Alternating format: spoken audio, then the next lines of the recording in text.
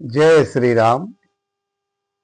वेद, इतिहास और पुराणों के अनुसार ब्रह्मा जी जब सृष्टि कर रहे थे तो सृष्टि के आरंभ में ही गुण और अवगुण दोनों की उत्पत्ति की। ऐसा नहीं कि गुण की उत्पत्ति पहले की फिर अवगुण बाद में आए, ऐसा नहीं है। सृष्टि के आरंभ में ही, क्योंकि गोस्वामी जी लिखा है ना कि कहाँ ही वेद इतिहास पुराना, विधि प्रपंच गुण अवगुण साना। तो गोस्वामी जी ने सृष्टि के आरंभ में ही गुण और अवगुण दोनों की सृष्टि की, दोनों की उत्पत्ति की। और भले बुरे सभी ब्रह्मा जी के द्वारा पैदा किए हुए।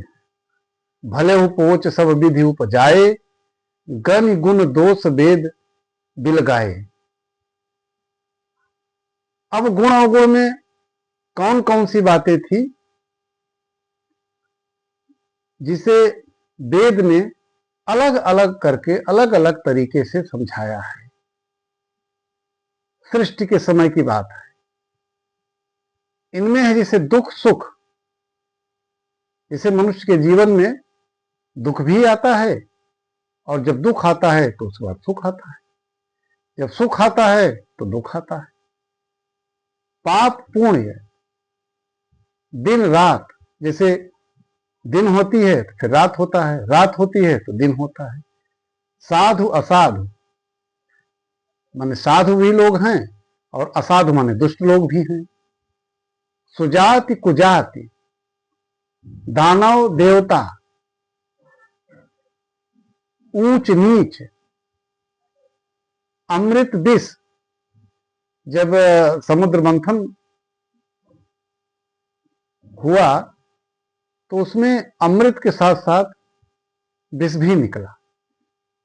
जीवन मृत्यु, माया ब्रह्म, जीव ईश्वर,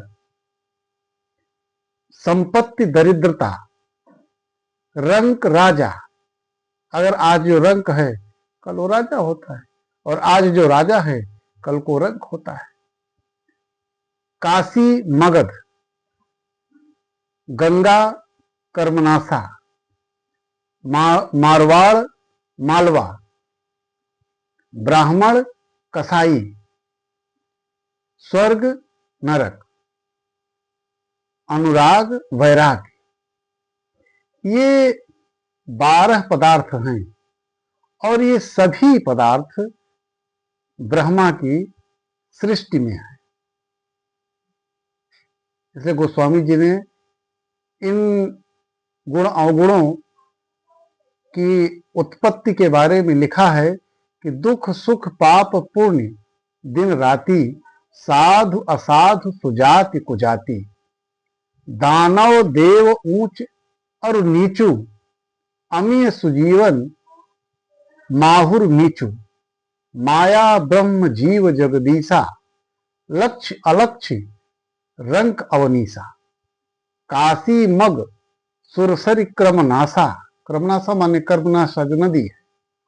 मरु मारव महिदेव गवासा, सरग नरक अनुराग विरागा, निगमागम गुण दोष विभागा।